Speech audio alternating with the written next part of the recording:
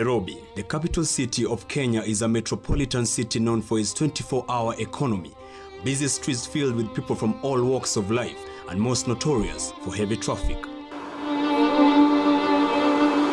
16 kilometers from the city center at the foot of Ngong Hills is the serene, quiet and leafy suburb, which is mostly associated with the rich in the society. But at the heart of this heightened lifestyle estate is the home of a Danish author, Karen Blixen.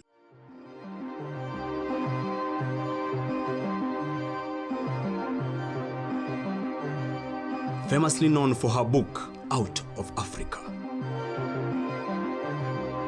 Later adapted to a movie, Out of Africa, in 1985. Lay your head back. Through the eyes of a woman who won't be harmed. Why is your freedom more important than mine? It isn't, and I've never interfered with your freedom. From the spirit of a man who couldn't be tamed. When did you learn to fly? Yesterday! Out of a land of beauty, mystery, and majesty.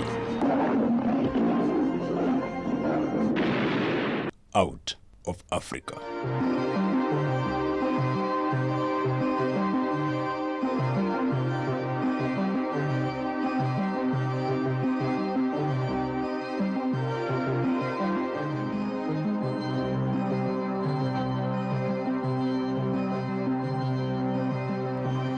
The house, originally built in 1912 by a Swedish engineer Ekjoggen, was bought in 1917 by Karen Blixen and her husband Baron Blixen to become their farmhouse. But little did she know that her farmhouse will one day become a historical masterpiece in Kenya. 1931, after a failed marriage, she sold the house, which was sporadically occupied and later divided to 20 acres parcel for development. Subsequent developments led to the creation of the present Karen suburb, named after her because of her good relations with the natives. The house was later purchased in 1964 by the Danish government and given to the Kenyan government as an independence gift.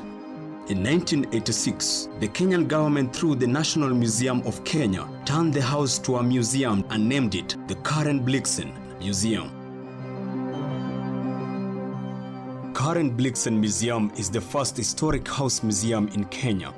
The museum is typical late 19th century bungalow architecture with horizontal layout verandas, tile roofs, and stone construction typical of the residence built throughout European suburbs of Nairobi in the early decades.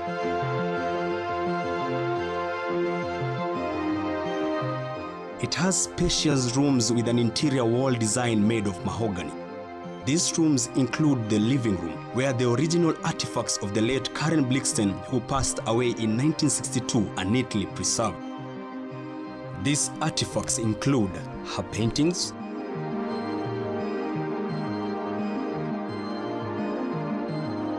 sketches of her drawings, a letter she dedicated to the Maasai community for her love for them, and molds of various wild animals.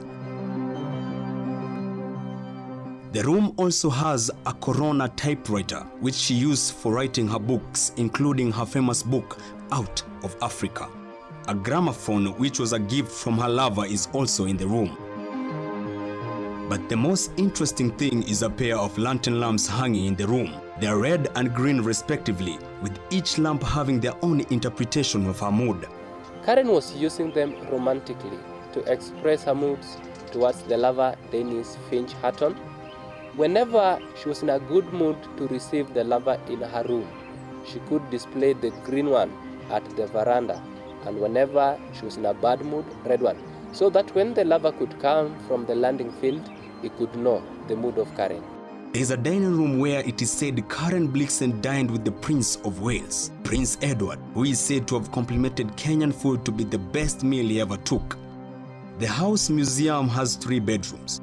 A master bedroom where Karen Blixen slept, her husband's bedroom since they never slept together. The husband, Baron Bro, came from a royal family in Sweden, and according to them, it was not good enough to share the same bedroom with their wives, so they separated the bedrooms. The guest room is now an exhibition room where Karen Blixen's books are preserved. house has a toilet which also acted as the bathroom. The kitchen was made outside the house since she used a unique stove for cooking which was never put off. The museum's backyard has an ancient coffee processing machine which Karen Blixen used to process her coffee. There are also ancient models of plow carts and a tractor which she used to plow her coffee farm. They are unique in that they are the earliest models of motor vehicles which use coal and have metal wheels, unlike the modern motor vehicle which has rubber wheels and uses petrol. The compound of the museum has a unique surrounding of palm and eucalyptus trees. This has formed a typical forest that houses various birds and animal species. Karen Blixen Museum has also been of economic value to Kenyans. Karen Blixen has created job opportunity to people around here, for example, groundsman and also security people. And also there is an advantage that they give our chances, equal chances to most people who are outside and also around. Apart from that, we have guides are being appreciated in a different way. Whenever there are clients, they appreciate not by saying thank you, but they can give you something that will encourage you for the betterment of your future. The museum is also an income-generating facility as a result of the gate charges collected from both the domestic and international tourists visiting the place. Here we are open to the public. This is a tourist attraction. We have different rates, admission fee. Our rates currently is 1,200 Kenya shillings for non-residents. Then for the residents, we just charge 200 Kenya shillings because we want to encourage the Kenyan citizens actually to enjoy their heritage. The museum has also contributed to the education sector in the country. This is as a result of the establishment of Kenyan Medical Training College, School of Nutrition.